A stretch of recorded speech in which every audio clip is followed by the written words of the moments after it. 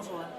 Alors, premièrement, merci beaucoup pour l'invitation. Je suis contente d'être parmi vous aujourd'hui parce que je trouve que le sujet que vous abordez est un sujet d'actualité et très très important pour les entrepreneurs aujourd'hui et surtout les entrepreneurs femmes.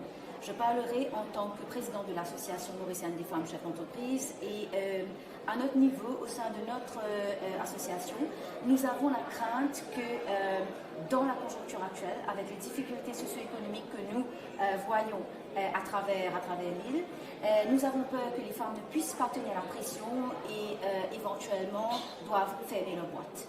Alors notre mission, et je vois que ça rejoint aussi la mission du gouvernement aujourd'hui, c'est surtout de garder les femmes en entreprise et par ricochet également les hommes en entreprise, assurer que les entrepreneurs petits, moyens et même les gros restent en activité et puissent faire face à la crise qu'on vit en ce moment et la crise qui arrive aussi durant les 2 ou 3 prochains mois, afin que quand l'économie éventuellement va reprendre, que nous puissions être un peu plus rassurés. Je trouve que là, ce sont des moments difficiles et c'est important d'encadrer nos entrepreneurs afin qu'ils puissent faire face à la situation difficile.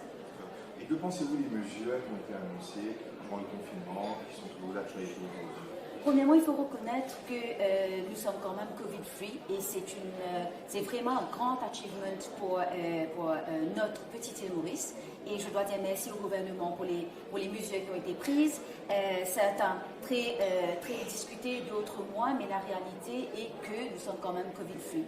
Et je crois que le gouvernement a beaucoup de bonne volonté. Le gouvernement essaye de mettre des mesures en place pour réconforter et pour assurer la population et surtout pour faire reprendre l'économie.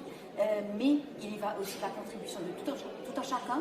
Et je trouve qu'il est grand temps aujourd'hui pour que la population rejoigne le gouvernement dans cette initiative et qu'on puisse aller bouger ensemble, avancer ensemble afin de rendre Maurice éventuellement plus resilient face à la crise.